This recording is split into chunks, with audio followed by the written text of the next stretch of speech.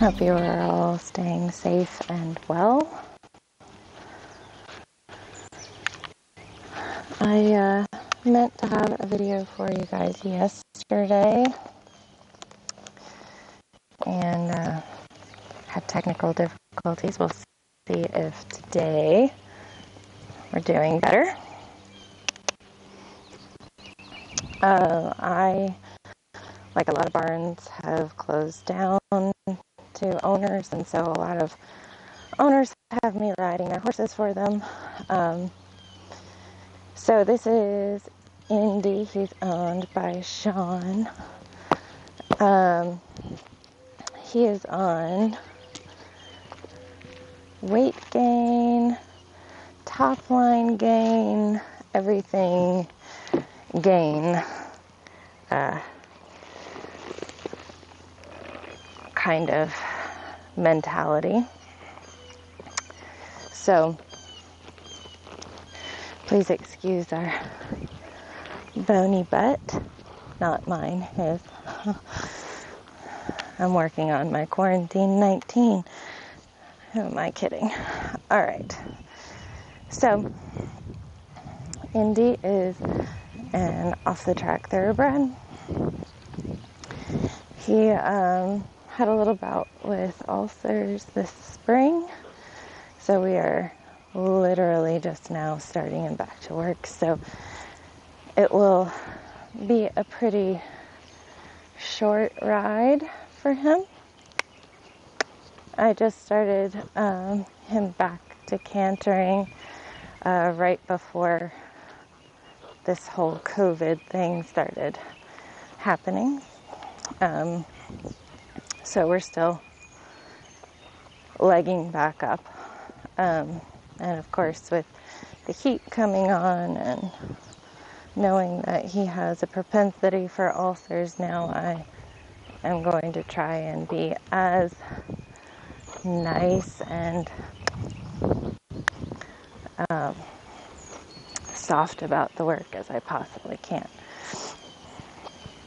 He, as you can see from his butt and his teeny tiny neck, he's not had the upbringing of using his top line. So it's my job to kind of get him to fall in love with using his whole body. And you can kind of see he's got a good walk, but if you were on him, you'd kind of feel, and maybe you can see, like, my hips don't necessarily go left and right. Like, my legs don't necessarily swing back and forth with his barrel because he's not putting a whole lot of effort through the top line in the walk. So because I know the walk is super important, I spend a little bit of time here trying to improve upon it and see if I can ask him to swing. So one of the things that we talk about, excuse me, with a good walk is that it's a little bit like Marilyn Monroe. They're swinging their hips back and forth. So he doesn't necessarily have that going on. What does he need more of? He needs more activity and throughness. What can I do? So I can feel where his back wants to go. And then I can try and take it through my hip swing just a little bit farther. And some people have a little bit of an issue with the walk just because it does not have the quality of impulsion. So because it doesn't have that, by nature, it's a harder gait to get throughness because there's not a whole lot of, intensity, intention, deliberateness behind the walk. This is better though. So what am I doing to make it a little bit better? I'm going to take Like if you concentrate on my right hip right here as I pass by the camera, I'm going to see if I can swing, swing, swing. Every time I feel like his back would want to take my right leg, I'm going to swing it. Swing. And see if I can get a little bit more to the walk. So that's better. I'm going to keep doing that with him anytime that I'm walking. Because I want to see if I can get him interested enough to carry through his top line. So again, I'm just thinking about swinging my hips in the rhythm of his walk. And there I swung a little too much. And that's fine. I'd rather have them kind of jigging forward than anything. Because that means that I can get a little bit more from them. Alright, so we go up into trot. We're going to live on 20-meter circle just to kind of help him. So typical thoroughbred, he kind of goes out and above the bit. That's okay. I'm going to just shorten my reins to a more effective rein length. I touched it with my spur. And I'm just going to set the connection where I want it to be through flexible elbows. My elbows are going to stay really flexible. And you guys can probably tell he's not a very forward thoroughbred. It's usually a reason why they retire from the track. Good. So this was good. But he's still a little bunched. And anytime that he pushes against the contact, just send him forward with my inside leg. Inside leg. Especially right here, because he wants to lean on my inside leg, inside leg, inside leg. Good. No seesawing, no back and forth, no butterflying fingers. Just forward into a straightforward contact from inside leg to outside eights. Good. Better. Good boy. And then a walk transition. Oh, coming above the bit, inside leg. There you go. And again, we're swinging, swinging, swinging. Good. So one thing that can disturb connection quickly in any horse's changes of direction, because I know he's not very consistent in that yet. I'm going to walk. I'm not going to get into an argument. I'm just going to see if we can swing through. There you go. Good boy. When your horse jigs, remember, it's not a bad thing, but oftentimes it's not even him going forward. He's trying to find the path of least resistance. So if he jigs a little bit and you take your leg off, then he's found the path of least resistance. Now, when he inverts and just jigs forward, that's not exactly using all of his top line muscles, is it? So he's found a way to kind of go through, be more forward without utilizing his muscles the way that I'm asking him to. There, good boy. But this is where I want him to be. Good boy. And you see what I'm not doing when he puts his head up? I'm not doing the creepy thing by going like back and forth with the reins or anything like that. It's not appropriate. He needs to learn how to go into a nice contact. He needs to learn that, yep, that my hands are a good place to be. Good. Okay, so we're going to get ready to trot this way. Feel like I'm leg yielding into the trot, inside leg to outside 8s. And of course he picks his head up. I don't care. I'm going to stay really nice and classy. See where my hands are? They're nice and low. So one other thing I'm going to do when he's bunched up like this, and he's like, no, I don't want to go for it. I'm going to try and swing him from my inside leg to my outside hip. And focus on that. There.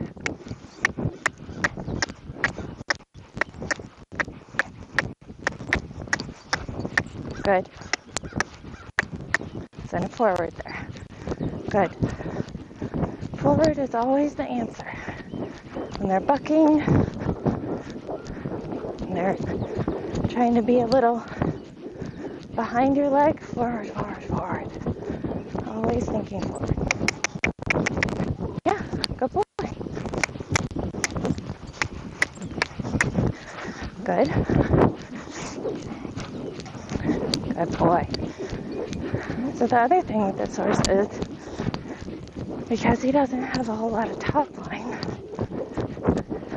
his muscles wear out fast. So my job is to get there. Yeah, good boy. Get a really nice try. And then not be greedy. Give him a break. Because you will ruin a horse faster by, gotta walk, but there we go. Good. By not giving them time to process and just thinking like you should do it again and again and again. All right, so into the canter. Now he has a little tendency to buck in the canter, especially going to the right. Why is that? Well, he's all bunched up in his back. It's not a naughtiness that he's doing. He's literally trying to figure out how to canter. And all a buck is a little bit more lift and a bit of a croup high canter. If you really want to think about it in positive terms, which we should as riders, we should think about those things. Think about bucks as just a very croup high canter, and you've got to do what when they're croup high? You got to go forward, do transitions within the gait, see if you can smooth that top line out for them, because it's all in how they are bunched up underneath you. Okay, so here we go. Back to trot. Better transition. Still wants to pop up against my hands. What do I not do? I don't seesaw. I don't butterfly. I call both of those tactics creepy fingers. All of my students know not to have creepy fingers. It doesn't work. All it does is it sets the head. I don't want the head like right here. I want back. There. Good. Good. Okay. So we're going to try going up into the canter. We need a little counter flexion. This right Sweet lead is a sweet lead.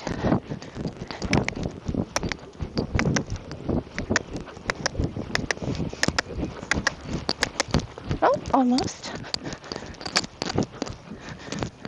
Good boy.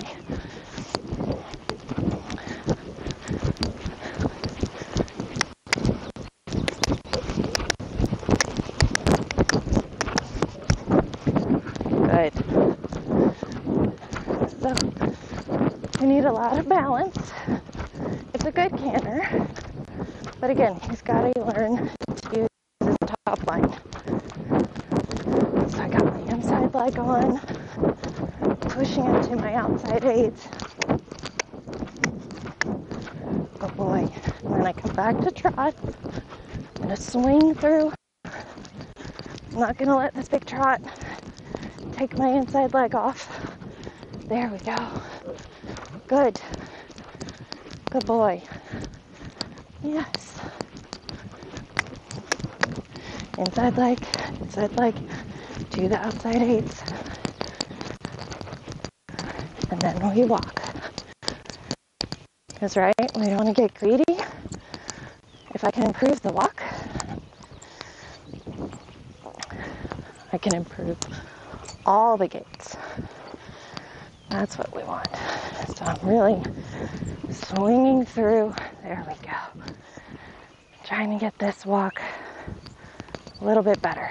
Now, you notice he's starting to be a little bit better or accepting of my leg aid, even when I use my spur. So the thing of it is I'm trying to harmonize with his rhythm.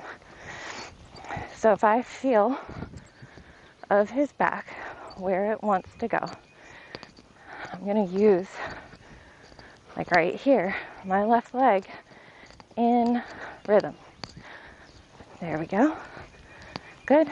And sometimes it's even left leg, right leg, left leg, right leg, right leg, left leg, right leg, left leg, right leg. There we go. Good. Just to get there. A little bit bigger walk. Okay. So, for the strong side of our OTT beats, we're going to think about leg yielding into the trot. That inside leg that he takes a lot of. No, I don't care. I don't care. Don't get fixated on the head. It is a direct reaction of the spine. Okay? There we go. Good. So, if you can think, stay focused on how you want the spine to be. Who cares where the head is? Just stay focused on where you want the back. Eventually, he's going to realize my hands are a great place to be because they're not rough, they're not seesawing, they're stable, offering a good connection.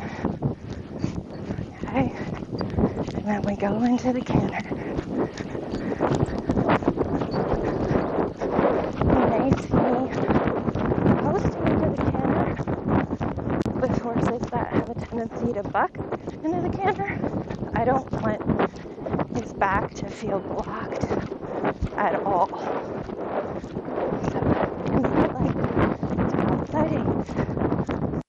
There we go. Back to trot, closing the thighs. Inside leg stays on. There. Good boy. Good boy. And into the walk. Oh, nice. No disruption of the top line.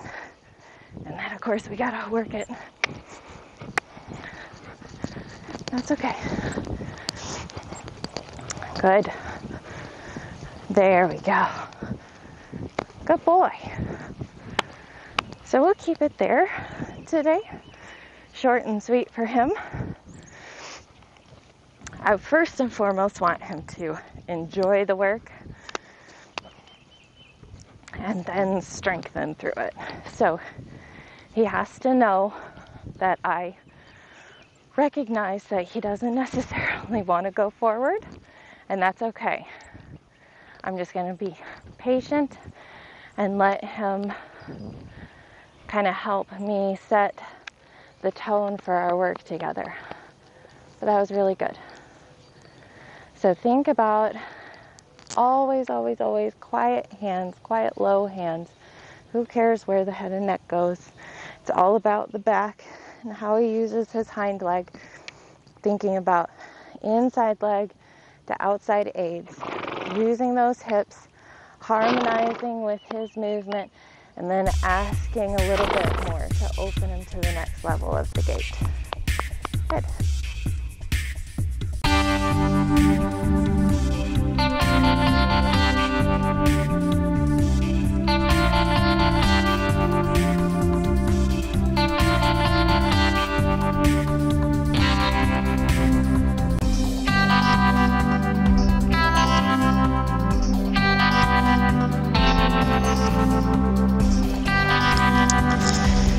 All right, so this is Fabio.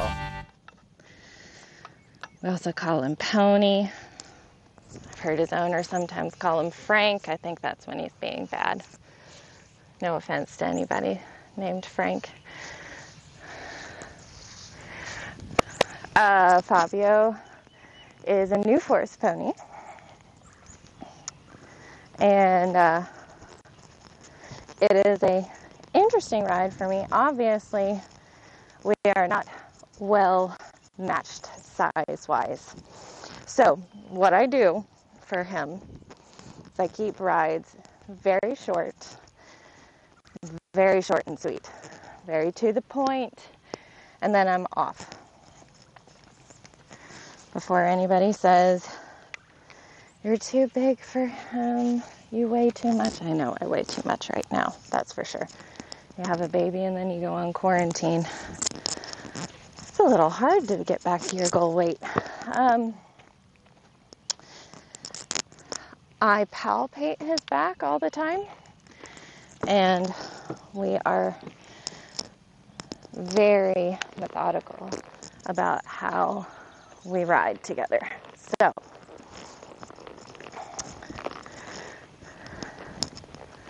like I said, he's a new force pony. Maybe Shan can comment as to what his age is. He is owned by Shannon, who is a lady, very dear lady, who is on the front lines of this virus as a nurse practitioner at one of our local hospitals. So she is one of our local heroes at the moment. She found Fabio in someone's backyard a couple of years ago. And the thought was that he was for her girls. She brought him for a lesson, and I told her, I said, do what you need to do, but you need to steal that pony back from your kid. Because he's so cute and so fabulous when she's on her, or him. So my main goal is just to keep him fit for her, and we work on a few things. Nothing, like I said, nothing that lasts too long, because I do agree I'm a large person for a 13 three-hand pony, but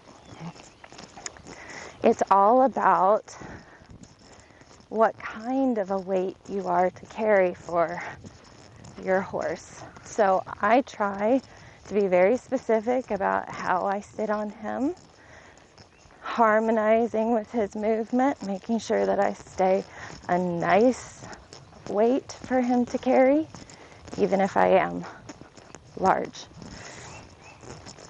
So, I don't know if you just heard him grunting at me. So we'll go ahead and work through just a typical Fabio quick little ride, because I think that's all that he needs today. We had a pretty good workout last week.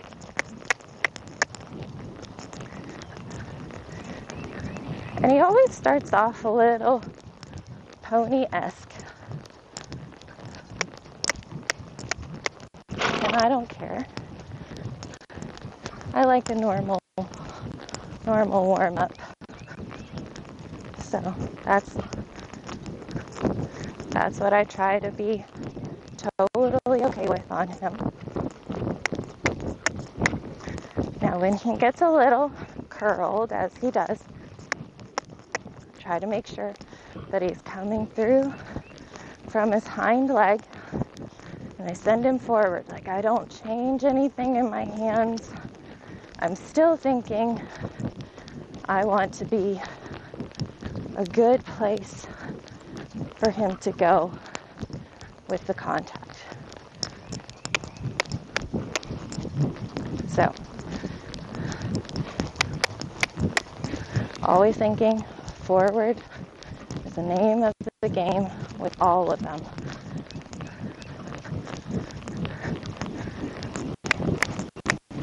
One thing with him is, and I think a lot of ponies are this way, it's really wiggly. So straightness is a conversation that we always have, and that's fine.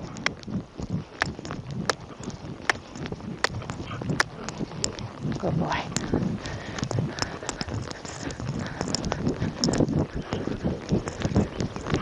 Good boy. And see, I don't have anything in my hand. Just constantly trying to send him to the bridle. Good boy. Usually it gets better after the canter. So in the canter, he does pick his pole up. I try to just keep my hands nice and still.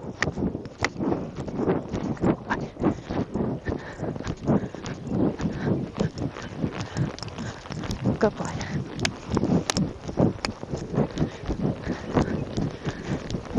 And see if I can't build some more impulsion from the canter.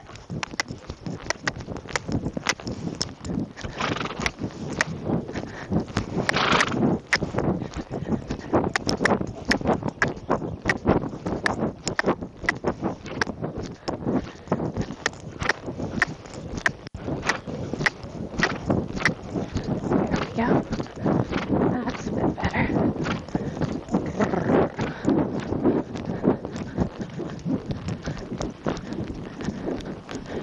Good boy.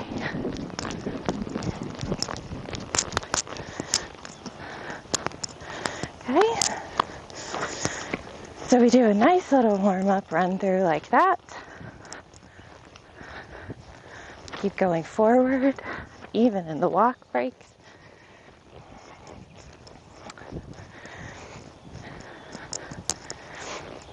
And then something that we started working on is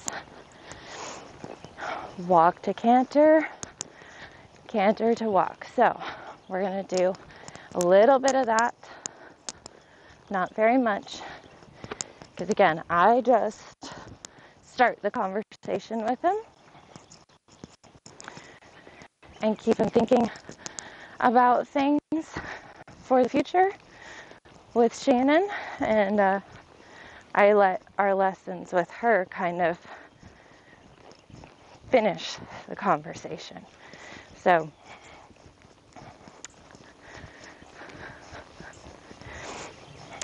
what we will do here is I'm going to put him on a 3-loop serpentine,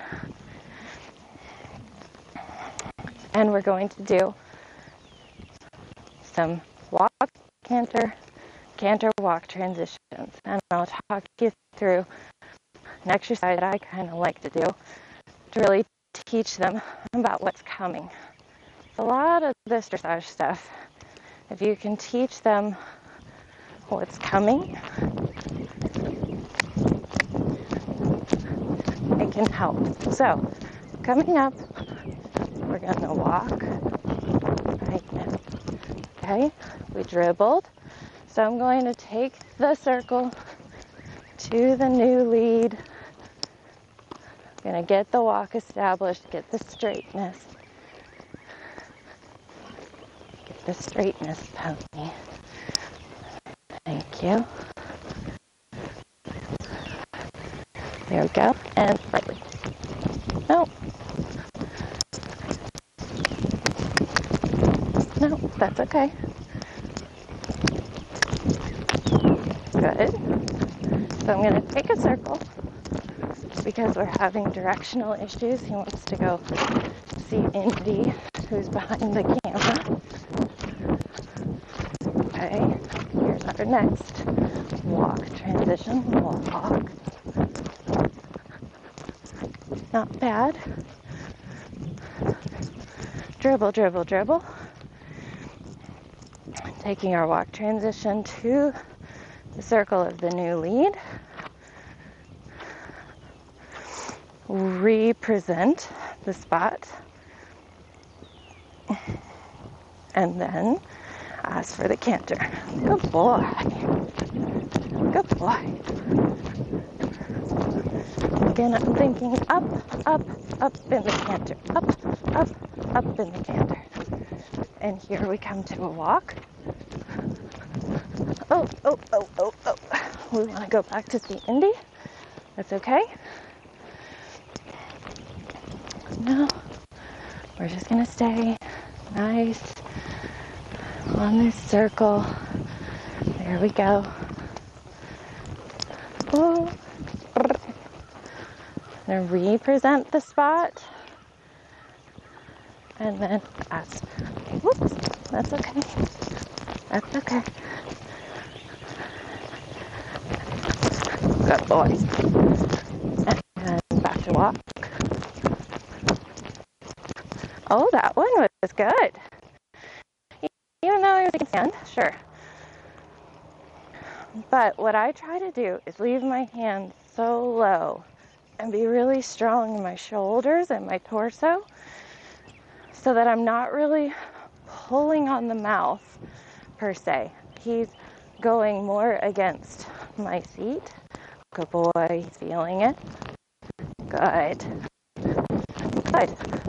So that one was really nice. We're going to do one more to the right. And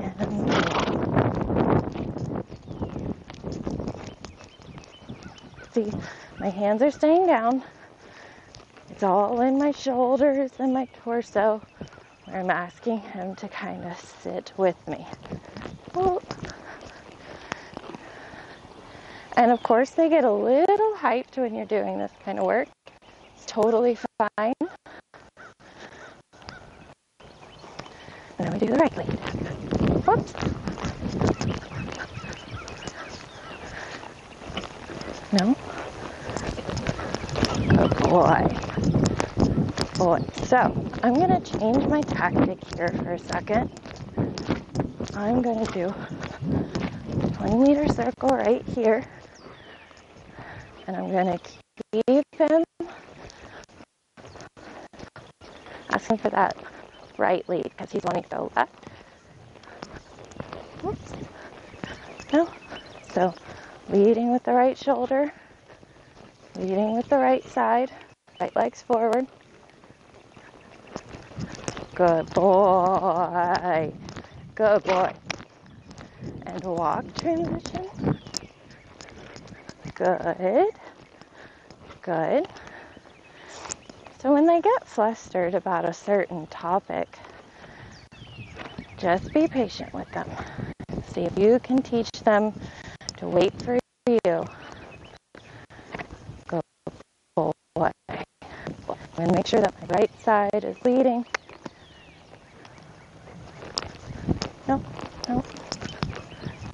Oh, no, no, no, no. And he's swinging his haunches. Who cares? There we go. No, no, no. Yeah, I know. Getting emotional. It's okay. I'm gonna keep putting him back in the right lead position. Nope. It's like I can't do what I want to do. No. And if he needs to take some trot steps here, I'll allow it. Because I don't want him to get any more height. There. Good. Good boy. That's okay. He's swinging his haunches out so much. Yes. That he's having a hard time actually getting the right lead. So I got to make sure my leg isn't going too far back, which is highly plausible because I'm so long-legged.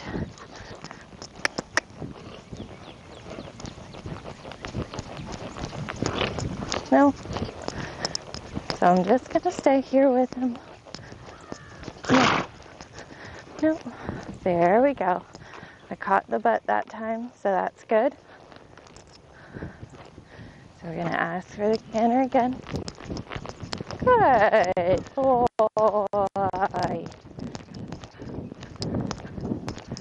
Thinking, lifting up into my seat.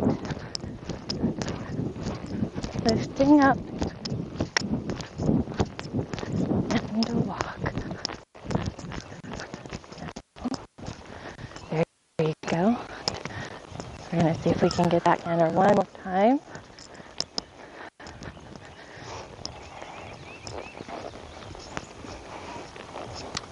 Now he's getting really rolled over. I can see that. He gets very deep when he gets emotional, which he is. You can hear him blowing out. Well, you might not be able to hear him, but he's had a couple of snorts. I see that his nose is in his chest. I'm not changing anything. I am simply going to stay here with him. I have like zero contact on the reins. There's not a lot there except for when he goes against my hand into the transition. So we're going to see if we can get a straight lead canter. So I got my left leg on, and he's just trying to go against my inside aids. Oh. So I'm going to sit on. Oh, okay. We can pee off. That's cool. They get stuck like that in something that you know you're going to want later on. Don't make a big deal over it. Yeah.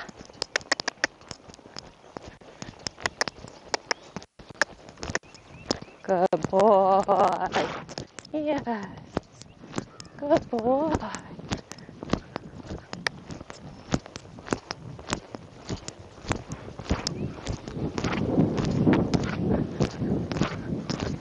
And back to walk. Oh. Yep. Yep. There we go. Good job. And then I'm going to let him think about that. So it happens sometimes. You know, you go through a few transitions and they won't like a certain lead better than another one. And it causes some emotional turmoil because they feel like they're giving you the right answer. He's dirty about wanting to itch his face, and he'll itch his bridle off sometimes. So they feel like they're giving you the right answer because it is the canter. So you can't get flustered with them cantering for you because technically it is a bit of a correct answer. It's just not the complete correct answer. So you want to think about ways that you can help them kind of understand that you're there with them. You want to wait it out and get a good try. And hey, maybe you're rewarded with a few little pee-off steps that kind of show you what the future might be like for your little horse. So I had anticipated that we would do some trot work with the shoulder in, but because he had a little bit of a emotional time with that right lead, I am not going to press the issue with him, because like I said, I like to keep my rides short and to the point. I feel like that was a more important point than the trot work would be for him. So we're not going to be greedy. We're going to leave it right there, and we're going to get on to another couple more horses. Maybe, just maybe, these videos worked. So they get emotional, sit with them, wait them out patiently. Don't let it get to you, because the faster it gets to you, the more amped they're going to get in the situation. I want him nice and calm and willing for the next ride. So if I had gotten greedy about it and said, no, we will stay on the serpentine, or no, you will do it this way right now, punishing him for taking the left lead, that would have been absolutely the wrong thing to do. So we just want to sit there nice and quietly, offering them a good space to go, because I know when he gets emotional, and other horses too, they get so deep in their pole and nose to chest, and it is just one of those things where you kind of, it is what it is at the moment, and you try and help the horse kind of get out of his head a little bit so that he can see the simplicity of what you're actually asking for. So I will hop off of him. Believe it or not, he's one of the hardest horses for me to get off. And we will see if we can get another couple of rides done. So everybody stay healthy, stay safe, pretend like you're a chestnut mare, and stay 6 feet apart. We'll see you guys next time. Thanks for watching.